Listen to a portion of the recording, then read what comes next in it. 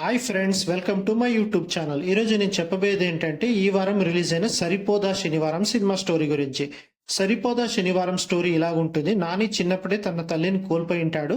So తల్లి చనిపోయే కన్నా ముందు ఒక మాట చెప్పి ఉంటుంది. ఈయనకి ఆవేశం ఎక్కువ ఉంటుంది. ఈ ఆవేశం తగ్గించుకునేదానికి తన తల్లి ఒక మాట చెప్పి ఉంటుంది అనమాట. నువ్వు ఈ కోపాన్ని శనివారం మాత్రమే నువ్వు వాడాలి అని. దానికోసము నాన్నగారు ప్రతిరోజు జరిగేదంతా క్యాలిక్యులేట్ చేసి కరెక్ట్గా శనివారం రోజు అది ఏ రకంగా ప్లాన్ చేయాలనేది ఫిక్స్ అవుతుంటాడనమాట. దానికోసమే ఈ సినిమా పేరు సరిపోదా శనివారం.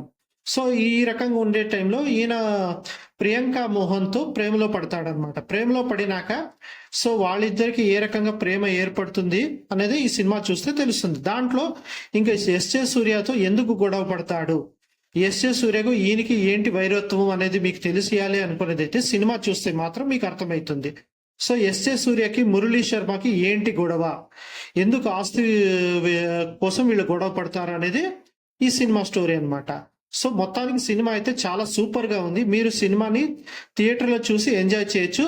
ఇది one of the block buster movie. Nani career లో మళ్ళీ బ్లాక్ బస్టర్ మూవీ వచ్చిందని చెప్పొచ్చు.